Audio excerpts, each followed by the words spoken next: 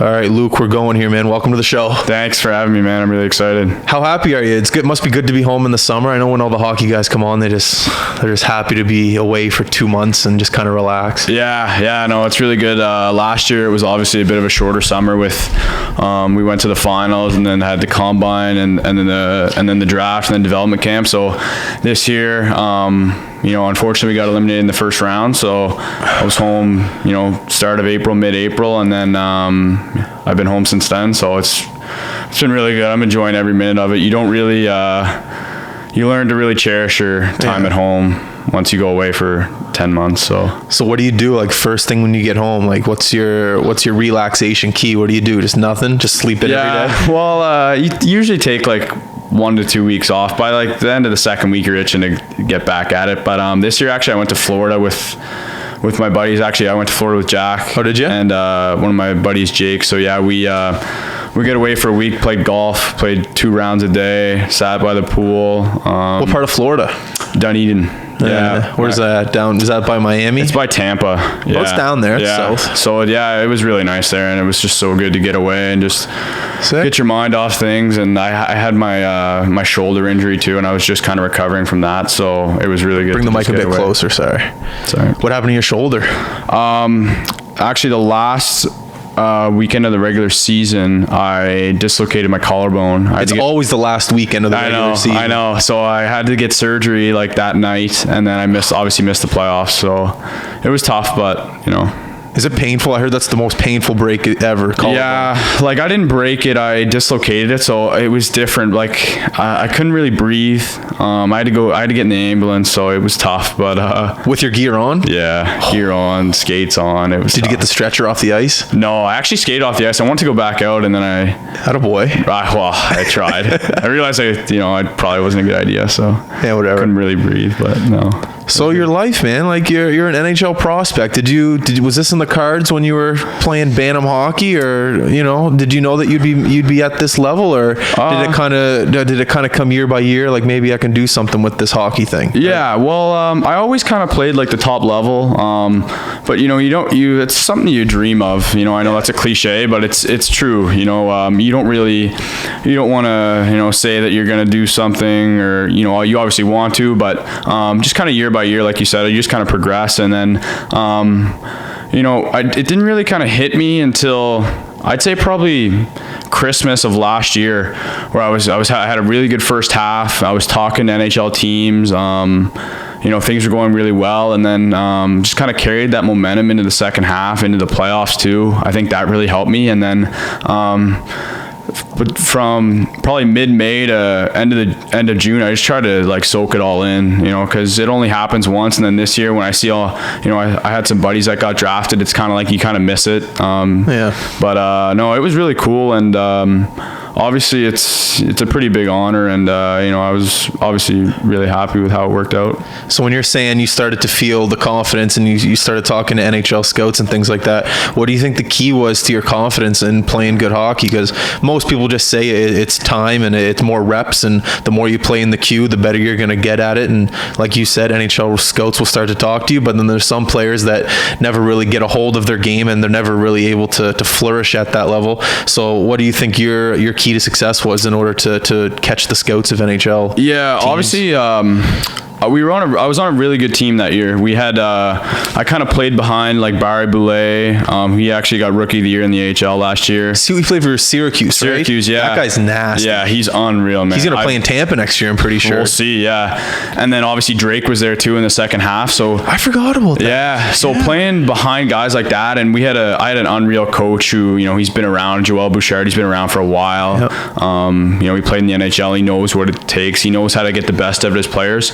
So just kind of following Drake. Obviously, he's from here. I was from here. So we clicked right away. And then, like I said, just kind of, trying to learn whatever I can. And, I kind of, obviously they had a lot of attention from the top players and top defensemen. So I kind of took advantage of, playing like a second line, get the third, fourth D, kind of the second line. So I think that really helped me. And I think just like I said, just trying to learn from those guys and do what I can. What kind of coaches? What's his last name? Bouchard. Joel Bouchard. Yeah. Bouchard. Some guys like coaches that are on their ass whenever they make a mistake. Some guys like coaches that are, kind of laid back and let them do whatever they want to do. What kind of player, or what kind of coach, I guess, do you like? Do you like someone that'll be on top of you and let you go, or like I said, do you like someone that'll just leave you alone? No, I liked the way Bouchard, his style, and our new coach is a very similar style. They're on you.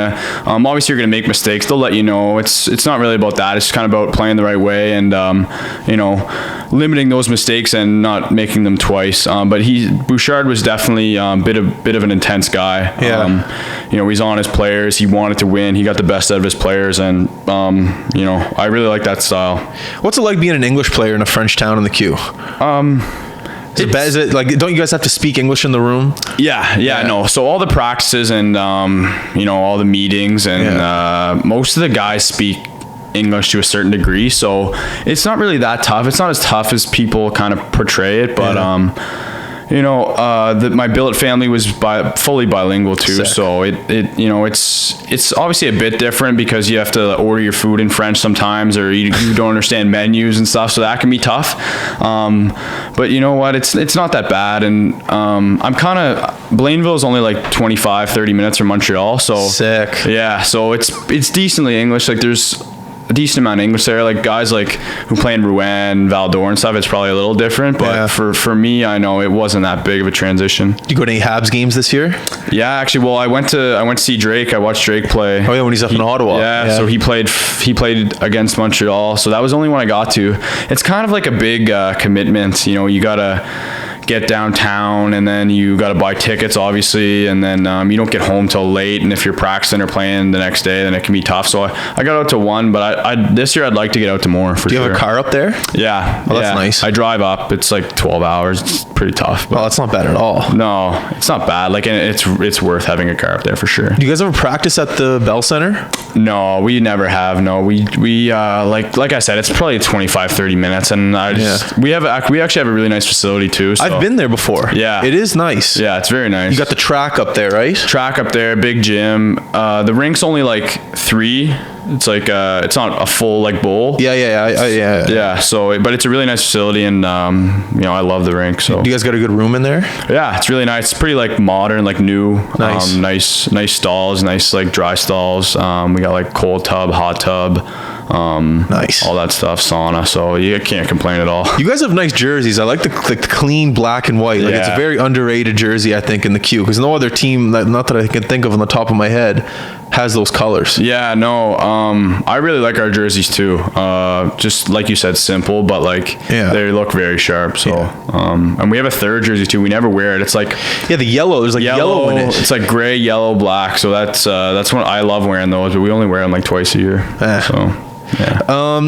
I want to talk about the transition from Major Midget to the Q. You played in Dartmouth, where they weren't called the Subways. They're called Steel Subaru. Steel Subaru. Yeah. What was the transition like from Major Midget to the Q? A lot of kids are extremely excited when they're able to make the jump. So what was that part of your life like? Yeah. Well, when I was 16, I got traded from Cape Breton to Blainville, so I didn't play at 16 in the Q. I think I played 10 games, and I was called up for the playoffs, so I kind of got my foot in the door a little bit. That's nice. Going back to midget as my 17 year was a really good decision for me. I was the captain of my team. I had a really good year offensively. As a team, we kind of overachieved too. So I kind of went into my first year junior with a lot of confidence. Yeah. And, I started off kind of third line, fourth line. And then, I didn't really know what to expect. Kind of got an opportunity to play on the second line. I just kind of never really looked back. Was fortunate enough to play with some good players. Joel Teasdale and Alex Katarnakis were my line mates for most of the year. I actually played with Drake a little bit too. Nice. So like I said, having a good team makes a huge difference. You're winning games, you're more happy, everything's more positive, things are going well. But yeah, I just kind of got an opportunity and just never looked back. I think going back to midget for a second year was a really good decision for me, and I went in there with a lot of confidence. So what was it like playing with Drake there? Yeah, it was pretty easy. I had Drake and Teasdale on my left and right, so it wasn't so too much fun. Yeah, I mean, and like we were the second line on that team too, so it wasn't tough at all. They made things very easy, so I just kind of tried to give them the puck when I could, and tried to get open. But Drake's obviously gonna play in the NHL next year. He's a unbelievable player, so obviously pretty special playing with him. So what do you think the difference is between a guy that's like bordering on maybe making the NHL to a guy like Drake who's going to play there next year? Is it easier to find him at open spots? Is he great at communicating? You say he's so easy to play with. I'll never be able to play with Drake in my life, so tell the people that are listening, like, well, what makes it so easy to play with a guy like that? They just they're able to make like plays at top speed. Some guys that maybe aren't going to make it to the next level kind of take that extra second to find the right play, or if they're at the top speed they don't make the right play. But you see these guys who are just so skilled and so smart, and even at top speed they can make quick smart decisions that are the right play, or make these little nifty passes. And it may not seem like a lot, but if you're playing with them, you just notice how easy it is to have the puck, and you don't really spend a lot of time in your own zone, which is good. Do you find that you build more chemistry in a game or in practice? Usually game, yeah. When you have I find the start, like the first period, really important. If you're clicking a little bit, getting chances, like I said, not playing in your own zone, you kind of get a little swagger, get a little confidence, and that's when the chemistry starts to come. How many games do you guys play in the queue? 62? 68. 68. Yeah, that's a long season. It is, yeah. What's the key to staying fresh? Just rest. I know it's. But you guys practice a lot too, though. Yeah, but during the year we do practice every day, but the practices don't last that long. They're like 50 minutes to an hour max, and flow drills, a little bit of battle, a little bit of like system work, but it's like you really got to take care of your body, and I kind of learned that the hard way. My first year, like come playoff time, like you're just exhausted, and it's just a battle. Every game is just a grind. And then this year, obviously we didn't go that far in playoffs, but I found I felt a lot fresher, just like by taking care of your body, eating well, drinking lots, sleeping well. I know it's cliche, but it does go a long way. So. Well, it is a cliche thing, so like maybe talk about the actual things that you're putting in your body, and like the routine. Maybe when you wake up in the morning, like routines seem to becoming more and more popular for successful athletes and just people in general that want to get the most out of the day. Do you have a routine at all right now? Yeah, like you mean here or up there? Let's do both. Let's start. What's your routine? Let's say you got a 7:00 game. You're on the road. You're sleeping in a hotel. What's your routine? Well, it depends. Usually we'll get up, depending on where we are, what's going on, like what happens. We'll be up around 8. I like to get showered, go down, have breakfast. I always have a coffee in the morning. Go to the rink.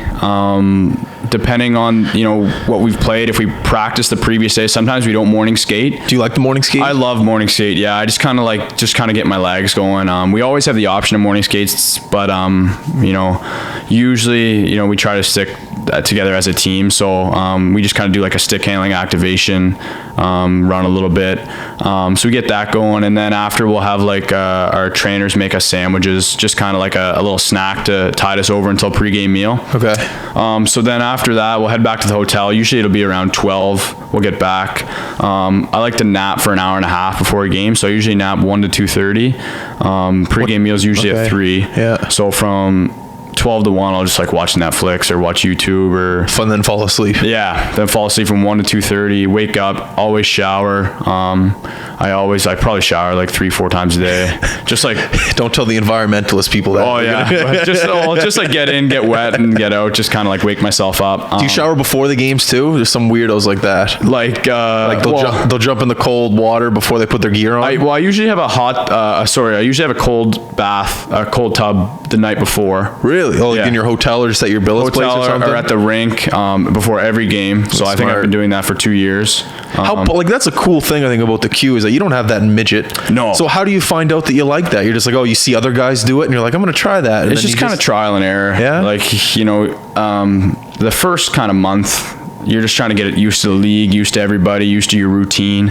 And then once you kind of find stuff that you like, you just kind of stick with it. And it's kind of like, I feel like the cold tub for me is just now like a placebo effect. Like whether it's actually helping me or not, I just feel like, it's programmed in my brain. Like it's like it will help me. You don't think twice about it? No, I just like a routine now. It's not a superstition. I just kind of do the same thing. But yeah, back to the game day, and then like so a 3 o'clock pregame meal.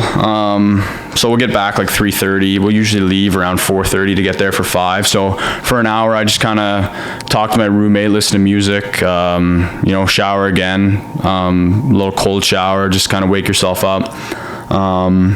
Then head to the rink. I usually, at home games, I'll get there 2.5 hours, but on the road, usually 2 hours. So your routines kind of change, but you can kind of fit everything in there pretty well. So then let's talk about pregame. Let's say you get to the rink at 5 o'clock on an away game. What are you doing? You're taping your stick? What's the first thing? Yeah, I always tape 3 blades and 1 knob. So my game stick that I'm using will always have a fresh knob and a fresh blade, and then my backup sticks will just have a fresh blade. Usually the knob isn't too worn out, so if I do break a stick, which I rarely do. What flex do you use? 72. So and I'm not the strongest guy either, and I don't take a lot of like one-timers or slap shots. That's fair. You do what you got to do. Yeah, so I don't usually break many sticks, but so I get to the rink, I usually just get changed, talk to the trainers, talk to the teammates, look at the board, see like what the power play, when the meetings are. My coach usually puts up the other team's lineup, so we'll look at that. So take my stick, and then we have a power play meeting and then we'll have an actual meeting where we kind of just go over like the other team, the game plan and stuff. So take my sticks before the power play meeting, and then in between the power play meeting and the game meeting, I'll hop on what's called Normatec. What's that? It's just kind of like a leg. It's like a leg. The puffy leg things? Yeah. Oh yeah. Just kind of go on there for between 3 to 5 minutes. Just kind of like. What does that do? It gets rid of the lactic acid in your legs. Usually you're supposed to do it like kind of right after you do like a workout or like a skate or something. But I kind of did it before one game, felt amazing, and then just kept doing it. So sick. Yeah. So I do that, and then we'll have the team meeting. And then some guys will go up and play soccer. I've never really been a big soccer guy. Not a soccer guy, not a two-touch guy. No, not at all. I find like I love it, but I just find I get too like focused on that instead of I get unfocused, and I have a problem with that. So I just kind of like not really unfocused, but I'll kind of my mind will just be elsewhere. You know what I mean? Like, do you listen to music? No, not really. I just kind of like. Talk to guys about the other team, or what happened the last game, or what's gonna happen this game, kind of stuff like that. And then we usually do an activation. We'll do an activation, and then we start our activation at 35 minutes before warm up, and then I always start getting dressed when the clock hits 16. What do you do before? Do some guys like to sit on the bench out by the ice, or do you like to sit in the room? I like to sit in the room. I usually get a coffee. My trainer makes me a coffee, and then my number's 16, so whenever the clock hits 16, I start getting dressed. Oh, interesting. Yeah, so that's something that I've been doing since I got into the junior. I kind of started doing that. Cool. I did it once, played well, and you know how it goes. But and then I'm usually ready by 5 minutes, between 3 and 5 minutes. I'm usually one of the first guys out in the hallway. Just kind of hang up by the stick rack, cool. The routine, have a few handshakes with some guys, and head out for warm up.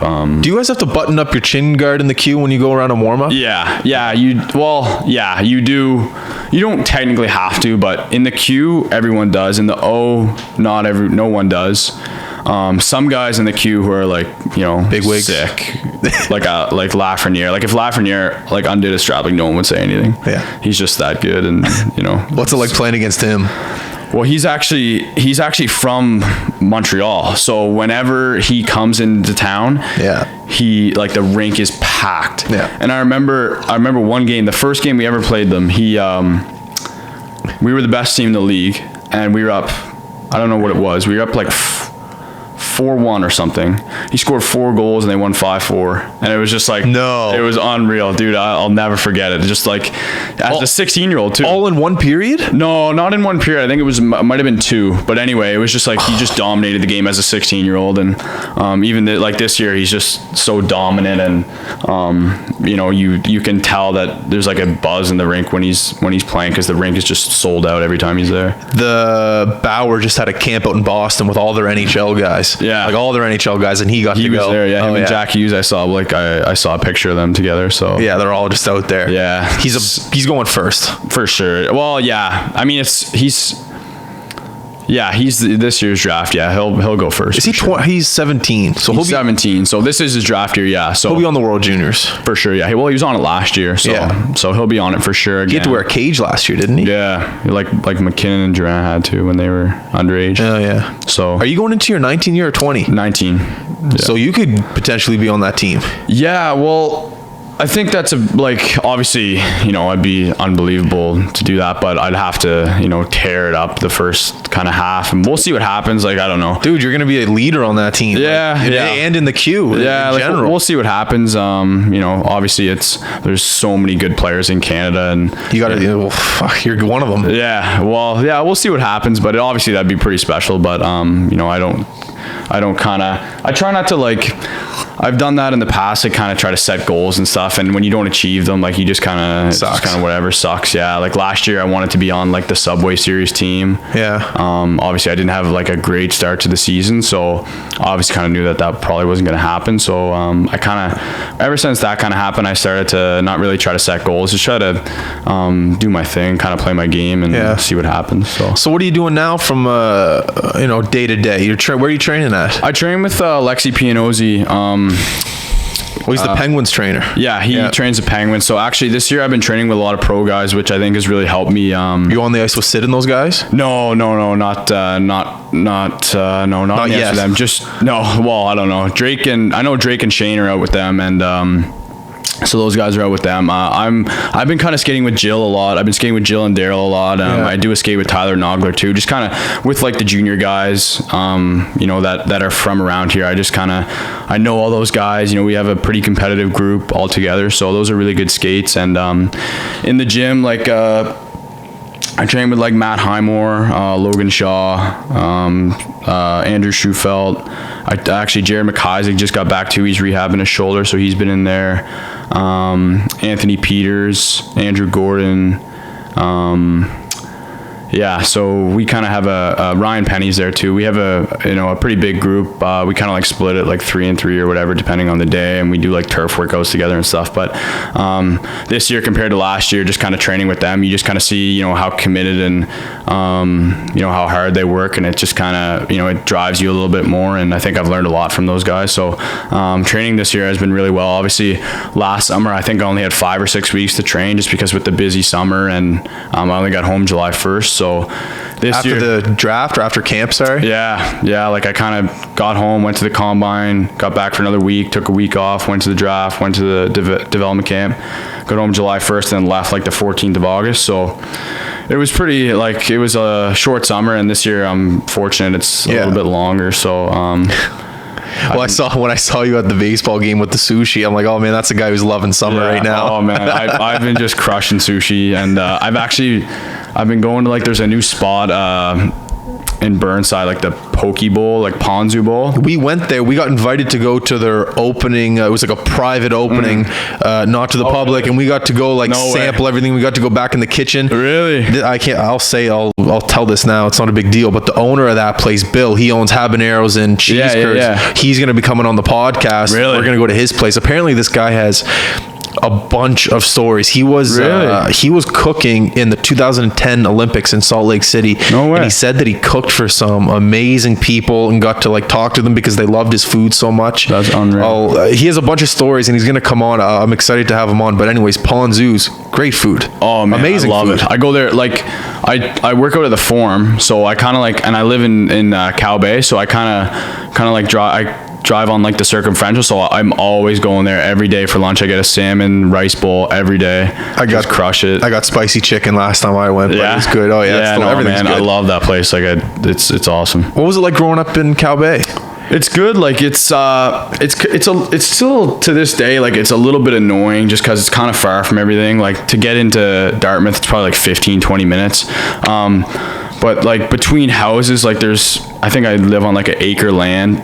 And it's probably shoot pucks all day out there. Yeah, you can do whatever. You can play and I have 2 sisters and a brothers, and we all play hockey. We all play sports. So playing baseball and stuff in the yard, and it's nice, but now that you have to pay for gas and stuff, it's kind of annoying when you have to drive an extra 15 minutes. And but no, I really like it, and we got a nice little spot out there, so it's kind of like secluded, kind of away from everything. And sometimes when you're driving into the gym in the morning or driving to hockey or something, you got like a little extra drive just to kind of think about stuff. And that's the hockey commitment. Yeah, no, I don't mind it. Like, I like living there, and I've lived there my whole life, so I like it. I was Tyson Alders. No, he told me to ask you. He's a good buddy of ours, and he was like, ask him what it's like growing up in the Bay. So really? I had to ask. Yeah, no, it's pretty sick. Like, I can't complain at all. Like, it kind of sucks because in the summer it's a little bit cooler out there just because it's by the water. Yeah. So sometimes when it's 26 and sunny in like Halifax and Dartmouth, it's like foggy and 17, which is only downfall, but I don't know, I like it. I want to talk about the draft. It was in Dallas, right? Yeah. Talk about that experience. Yeah, so that was pretty cool. We kind of like, me and my family went down. We kind of decided we were going to go, I think, in February or March, kind of like when everything was kind of unfolding. My agent was kind of guiding me to go, saying that, it's something that you don't want to miss. So me and my family went down. I think the draft was on a Saturday, so we went down on a Wednesday. Got to spend a couple days in Dallas, which is an unbelievable city. Like, I've never been there before, but very nice city. A lot of, it's kind of what you expect, like with like Southern people and stuff. Like, it's pretty awesome. The food there is unbelievable. It's really hot though. It was like over 100 a lot of the days. So Friday I went to the first round of the draft. Obviously, I knew I wasn't going to get picked. So, but I had some buddies that were getting picked, so it was kind of cool to see them get picked. And then it's Saturday. Like, it's a pretty stressful time. Like, I remember it was like the end of the third round, and I got picked like at the start of the fourth, and I had to take a piss so bad, and like I couldn't hold it, so I ran to the bathroom. I think I got picked 96th. I think I got back like 93rd, so I was like 3 picks away, and I almost I was running to the bathroom, running back, like I was sweating, like it was. But once you hear your name get called, like it's just a feeling I'll never forget. That's just to have like my family and stuff there, and then actually my buddy Ethan Phillips, who got drafted by Detroit this year, he was actually there with me. So he's coming on the podcast. We reached out to him. Yeah, he was actually telling me that. Yeah, he's coming on. Me that. Yeah. Where is he right now? He's at BU. Yeah, that's where he is. He's at BU. He with their Bowers was telling me what they do. The summer course load and stuff. Yeah. They kind of like have to go there in the summer for like 6 weeks, I think it is, to kind of do school. Or maybe it doesn't. I don't know. Yeah, he's living the life from what he's showing me. He's having a good time. Did you ever just maybe like think about going that route, the college route? Did you take any tours anywhere? Yeah, well, I didn't really take any tours anywhere. I kind of I had some schools reach out to my agent, and met with a couple schools, but kind of like growing up in Halifax and watching the Mooseheads, and obviously when McKinnon and Duran were there, I kind of always knew that I wanted to play in the Q, so it wasn't really that hard of a decision. I like I said, I always kind of knew that was what I wanted to do. That's cool. Yeah. When we went down to Boston and visited Bowers at BU, it definitely takes you for a spin. Like all the pros that they pump out of that organization at BU. There's definitely some sick schools down there. But then when you're here up in the Q, and like you said, when you're surrounded by McKinnon, Drouin, all this greatness, especially. How many years ago was that now? Like 5 years ago? Yeah, 6. I think 2013 when they won. So like that wraps you up in it. Yeah, that's crazy. Exactly. That was right when I was kind of coming into it. Yeah, I was going to all the games, going to all the home games. So I got season tickets for that year. Yeah. Did you? I don't know if I did. I think I just kind of paid every game, but I didn't even care. Well, I didn't pay, but my parents did. So, I didn't care. So. Worst drink to play in the Q? I am not a fan of Valdor's drink at all. Everyone has that answer. Yeah. Everyone. I just hate it. It's that the trip. the trip Rouen Val d'Or, I think we do it 3 times. I don't mind going to Rouen. Like it's a decent city, and the fans are good, and it's always good games between us and Rouen. And then we always for some reason we always play Rouen first. So the second day you're just like tired. You didn't get a lot of sleep last night. You got to go to Val d'Or. It's like an hour and a half away from Rouen. So, and like I don't know, just like the boards are hard. Like the dressing room's not great. Just like the whole kind of setup of it. It's just like. I feel like if I played there, I'd feel differently about it, but just kind of going in there, I don't really like it. That's fair. Yeah, Baie-Comeau, I don't mind as much. I don't mind that trip. Like it's obviously you got to do the trip, but the Baie-Comeau, the boards are just really hard. They're like cement, and like when you get hit, it doesn't feel great. So, do you gotta take the ferry to Baie-Comeau? Yeah, you take like a short ferry. We usually drive, but you have to. We drive, then you take like a 10-minute ferry, or you can actually take the ferry, but we've never done that. So it's just like, yeah, so you basically, you drive it to a ferry, you get on the boat, you drive for 10 minutes, or you go on the water for 10 minutes, then you drive like another 4 hours. So it's not that long then. It's just like it's like a 10 to 12 hour from Montreal, Baie-Comeau. Yeah. So. Do you guys got a good bus? Yeah, we actually got a new one this year. Wi-Fi? Mm-hmm. It's not great though. Like I don't usually use it. I don't even bother just because. What's the Wi-Fi password? I don't even know. Like it's just I don't even think it has one. You just like kind of hit connect. Like it's not great. Oh. But we What do you do on the bus? I like to watch. I like to like sleep, listen to music, and watch movies. Like I just binge watch series. Like I'm the worst for like rewatching series. Like I'll rewatch the same series like 3 times in one. Give me an example. Give me a series. I've watched Prison Break like 4 times. I've watched Friends like twice. I've watched White Collar 3 times. I've watched Trailer Park Boys like probably 4 times. Like I'm just the worst at that. All those shows are back in like the 90s. I know. I gotta get some. I've actually just started watching Stranger Things. I like that show. I just finished season 3 the other day. It was crazy. I never really got into it, and then my brother watched it, and he was like, I think you should watch this. And then one of my buddies watched it as well, and they're like, I think you'd really like this. And I started watching it, and I really like it. So yeah, because the first season came out 3 years ago. I'm pretty sure. Yeah, it got me hooked. Yeah, no, I'm liking it. I'll probably watch it tonight, honestly. What was I gonna say? What was the next question? Oh yeah, camp. What's an NHL development camp like? Did you go to the real camp last year? Yeah, I was at the main camp for like a week. So I got to like skate with all the pro guys, like the NHLers, and that was obviously an unbelievable experience. How good are they?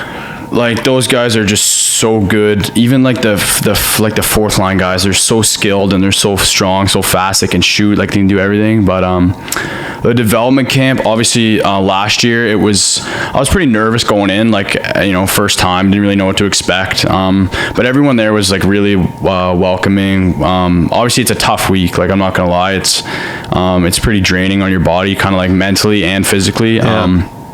You're on the ice two times a day, workouts, seminars. So they're pretty long days, but you meet a lot of people. You kind of like learn a lot, and you just kind of got to try to soak it in. And then Carolina's camp, like it's not too long. I think it's Wednesday, Thursday, Friday. You do like a team building Friday night. Like this year we went go-karting. Last year we actually went to like the Fortnite headquarters. No way. Which was pretty cool. And then Saturday you like a 3-on-3 game, which it's fun. But like they're pretty tough week. You, like I said, you meet a lot of new people. You kind of like see where other people are compared to yourself. And then you kind of in September you go to like a rookie camp. So last year we went to Traverse City for like a rookie tournament. We played like 4 games, I think. Who do you play against? We play against last year. Who did we play against? We played against Columbus. Like Columbus's rookie team. We played Dallas. We played the Rangers, and I don't remember the 4th team, but anyway, it was a really cool experience. Like Svechnikov was on our team last year, and so pretty cool. And that was like his first camp and stuff. So it was pretty cool just to kind of like see him, like see how good he is. And then you kind of fly from Traverse City to Carolina. You fly on the team plane? Yeah, so that was obviously cool. Like that was something that I'll like an experience that was unreal. Like Catered food?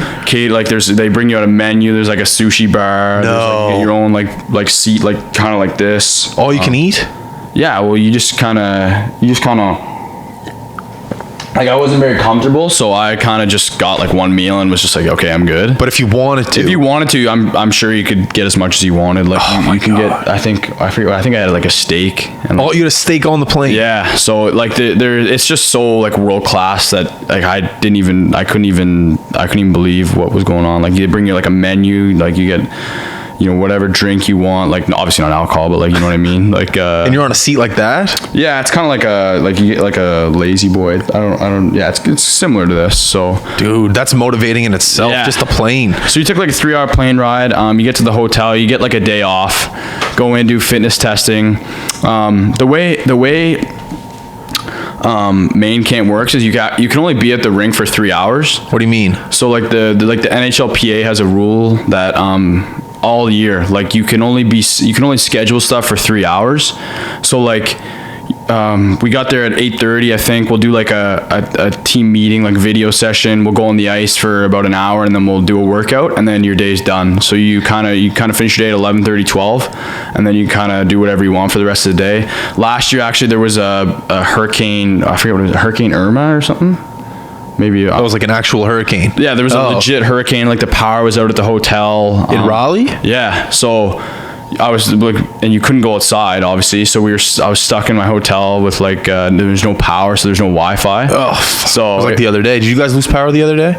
No. Sorry. Actually, where was I? Where was I when that happened? The listeners are pissed right now. I just got you off topic. Oh, no, I was actually on the ice. I was at the Dartmouth 4-pad, and the lights were flickering a little bit, but that just kind of came out of nowhere. Yeah, but no, and then just so you get on the ice, and like there was 2 groups. I was on the ice with Aho and Teravine, and who were just like unbelievable. Like you just kind of just sit there in line and you're just watching them, because like it's just kind of like it's unreal to see, you know, what they do, like how good they are. And then the other group was like Justin Williams and Jordan Stahl, who have obviously been in the league for years, and Justin Williams is pretty decorated player in the NHL. So just to kind of like see what his approach in day out, like he's been doing that for I don't know how long, probably 18 years or something. So and then you know, having Rod Brendamore as their head coach, so just kind of like seeing he's in unbelievable shape. Like we get to the rink like early in the morning at like 7 for development camp, and he's like finishing a workout. No. So it's just he's just such like a knowledgeable person. Just kind of like when he's speaking in the room, he just kind of like owns the room. You know, when he walks in, you're just like, you know, he just kind of owns the room, which is something that I noticed about him. And he just I just learned so much even from him, just kind of being on the ice with him. So it was cool. Stanley Cup champion. Wow. So give me some of the things that you learned at these camps. Yeah, well,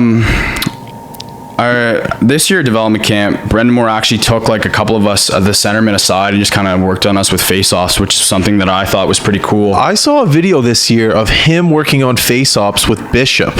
Yeah. When he got called up to Carolina this year, and that video I think went viral because he was with them for like 30 minutes or something, just working on face-offs. Yeah, he just knows so much about it. Like I was with him for probably like 5-7 minutes, and I just, you know, tried to like learn as much as I could, and I'm gonna try to take that back to this year to Blainville, and just kind of and I've been working on it a little bit this summer, just kind of like experimenting with stuff, seeing what works, seeing what doesn't. But yeah, you just kind of, the biggest thing I find when you're there is just kind of learning what it's like to be a pro, day in and day out, just like seeing like what the expectations are, and you know, even at development camp, seeing like, you know, kind of matching yourself up against, you know, the other prospects who are maybe like first rounders and stuff, seeing like how good they are, what they do, how hard they work. So that's one thing that I'm really going to take away from camp. And you know, as I do go to more camps, I kind of get more comfortable, and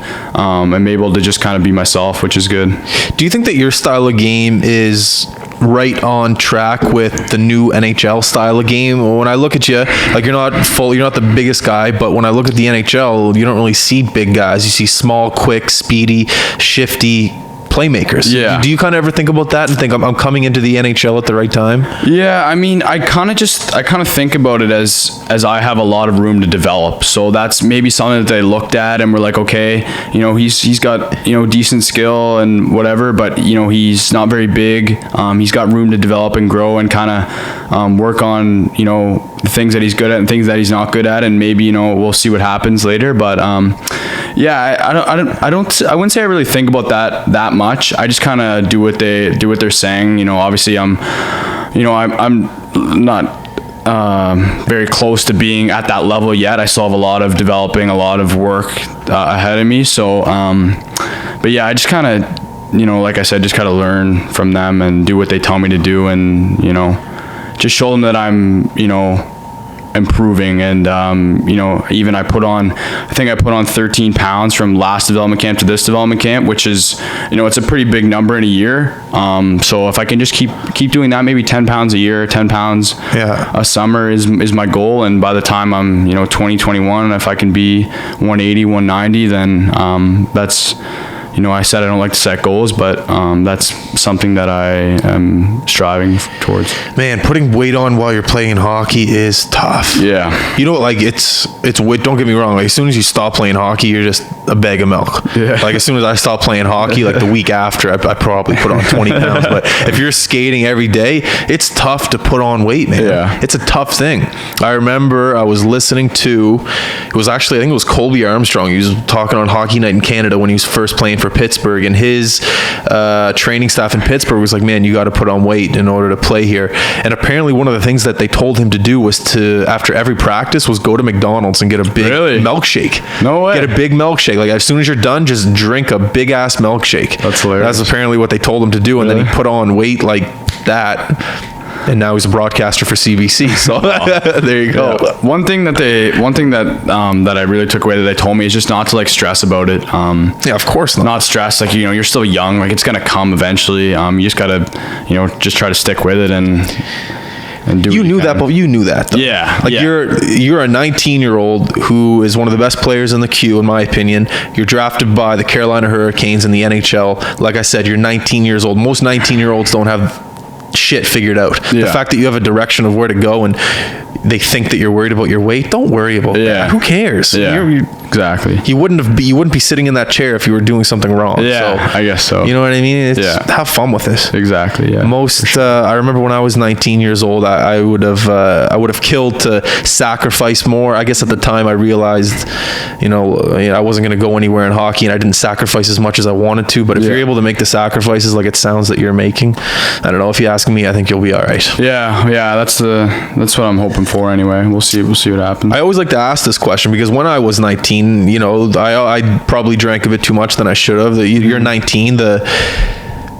temptations are there. The women, the social media, the popularity. How do you kind of stay away from that and just stay even keeled? Because it's tough for most guys. Yeah, I mean, honestly, it hasn't really been that tough. I don't really like to. I don't think of myself as someone who's going to fall into that sort of problem. Like, obviously being 19 this year, I like to go out with my friends sometimes and just kind of enjoy it. Like, this past weekend I was actually at my trainer's wedding. He was getting married, so being 19, you can just go downtown and just kind of have a good time and kind of just enjoy being home, enjoy the summer, enjoy being away from hockey a little bit. I think getting your mind off it, and then obviously during the week you got to get to work. And I think just kind of being disciplined, saying no when.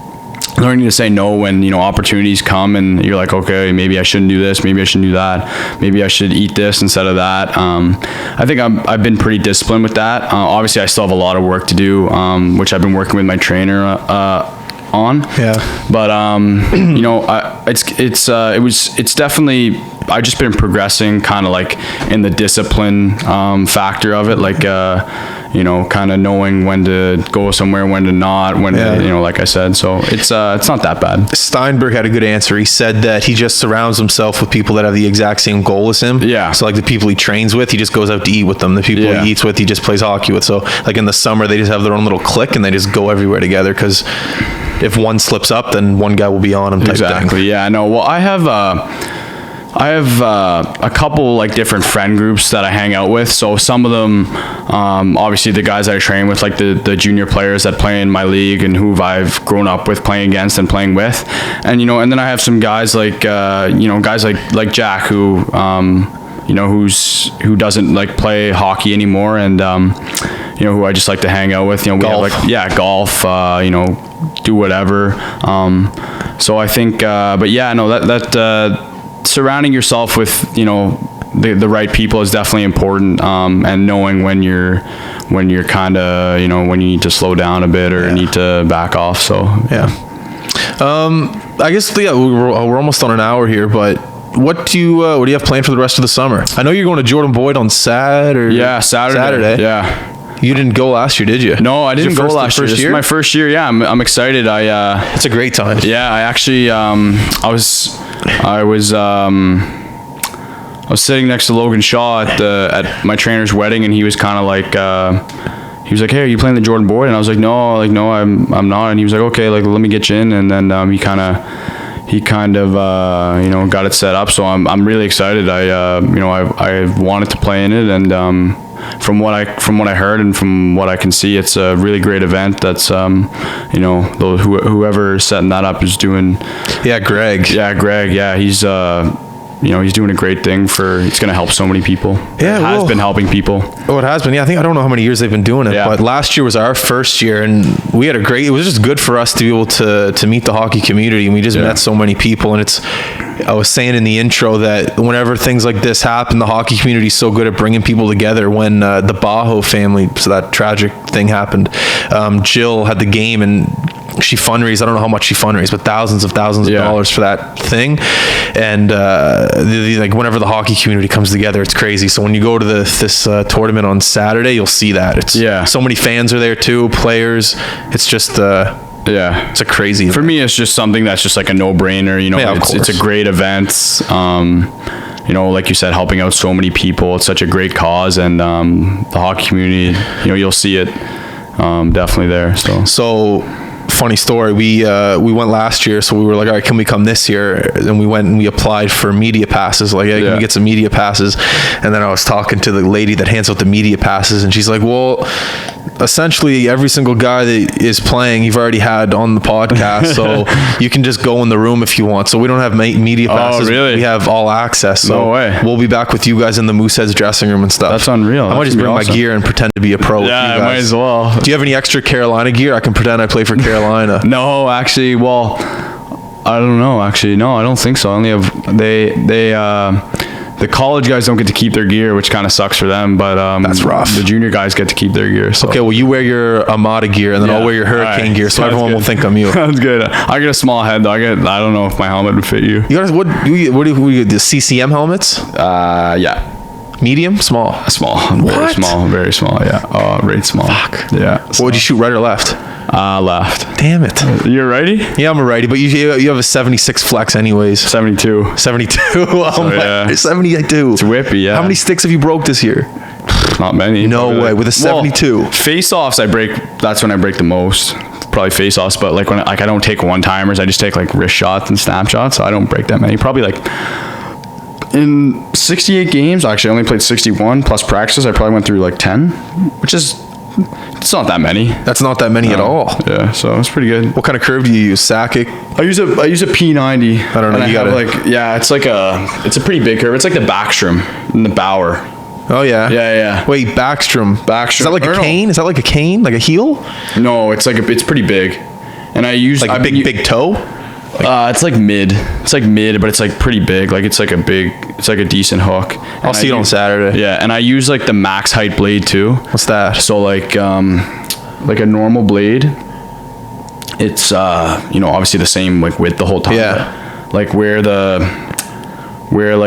heel is, I just have like a bit of it's a bigger blade. Like it goes up off the ice, like or touches the ice more.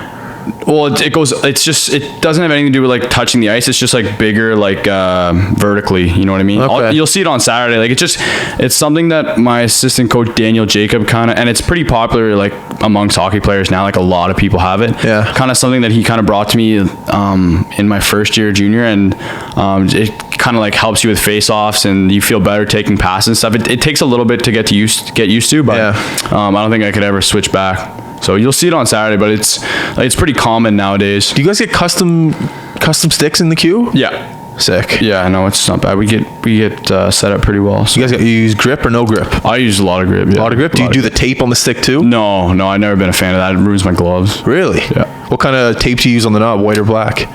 White grip tape. White grip tape? I go around twice too, so it's a little thicker. Do you got a big knob or small knob? Small. Really? Yeah. Yeah. But you're a face-off guy. I think you'd have a big one to be able to... Maybe that's why I'm only 50%, less than 50%. I wasn't looking at your stats. Are you not a good face-off guy? I think I was 51 when I was 17, and this year I was 49. I feel like 50% is good. Yeah, it's not bad. You got a 50% chance of winning the face-off. But like, if you're on a team, you want to be like the best face-off guy so you can get put out more. You know. Were you the best guy this year? On my team? Yeah. Probably not, no. What did Brendan Moore give you advice on taking face-offs? Just like trying to own the circle. Like you got to go in there. And it's so hard to get in there first, and you got to and especially for a guy like myself who's like not that big, you got to try to just go in there and own the circle and not really worry about what he's doing. Just kind of worry about yourself. Like focus on what you're doing and just try to, own the circle. So how do you determine whether or not you're going to go in and lift the guy's stick and push it back with your skate? How do you determine if you're just going to try to win it back clean? Is that like a first period adjustment type thing? Exactly. That's exactly it. Like you usually, over the course of the year, you'll take face-offs against the same guys. Yeah. So you kind of know what guys are like. This year I kind of been getting into, I started to do like the tie up and kick back. Yeah. I find it's pretty effective for someone who like myself who can't really like out muscle guys. Like I'm not going to win many just like clean back, like out muscling, like maybe with speed, like quickness I can, but just kind of like just trying different things and just seeing what works against different guys. And, I played with, a guy named Tyler Hyland this year who was really good at face-off. So if for whatever reason I was having a bad night or bad go against a certain guy, he would go in and do, win some for us. So having another centerman on your line, I find that really helped me just kind of get a break and, like I said, though, just kind of try different things. And then hopefully when it's 2 minutes left and you're up by 1 goal, you get put out for a face-off. So there you go. Yeah. A little bit of advice for the kids that are listening that want to be you. So we have a young demographic that listens. So if you want to give some advice, and then after you got to thank everyone, and then that's it. Yeah, cool. So advice that I would give is just kind of like, don't get discouraged by what people tell you. Like when I was younger, I was a small guy. I was kind of like living in the shadow of some guys that that were obviously better than me then. And even if you look at a guy like Steiny, who he was always a good player, but he was never like the top player, in the province or anything, but he just kept working and he kept getting better. And, now look at him, he had obviously an amazing year and he got drafted really high. So that was good for him, but, just kind of never get discouraged by what people tell you. You're obviously going to, like, you'll have people who don't like your style of play or don't like what you're doing, or you just can't really get discouraged by it. And you just gotta trust the person you are and the player you are. And I think if you do all that, then hopefully it'll work out for you. Unreal. And then you got to thank anyone that's got you here. Yeah, well, obviously my family, I can't really thank them enough. All my friends, I've had a buddy, an Aussie King, who actually plays for Moncton, who I've grown up with him my whole life, and we've been competing against each other our whole lives. Like we've been kind of neck and neck, and all my buddies like that who I've just been competitive with my whole life, and I think that's really helped me. But like I said, all my coaches, I've been very fortunate to have some really, really good coaches who have given me lots of opportunity. And, like I said, when I first got to junior,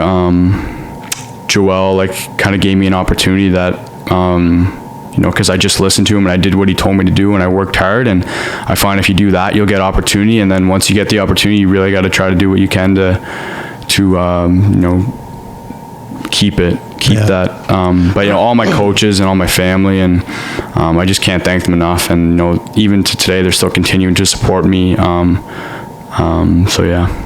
All right, well, Luke, thank you for coming on, man. You're a bright young man. I hope you have a bright future, and I know you will. Yeah, thank you. I really appreciate it. I had a really good time. I'm glad that I got to come on. It's like the hour flies by. That's why it does, man. I couldn't believe when you said we were on for an hour. It's I remember like the first 50 podcasts we ever did, even the first 100, like it's work. Yeah. I remember like being nervous having guests on for the first bit and like, what am I going to ask? Like you notice I don't have any notes in front of me. Just kind of go with the flow. No, I like that. As soon as you realize you've been doing it your whole life, you just talk to people. It's pretty simple. That's awesome. Yeah, no, I'm really glad I came on. I'd love to come on again sometime. Well, we're going to be doing, I think like a cross Canada tour maybe this winter. No maybe.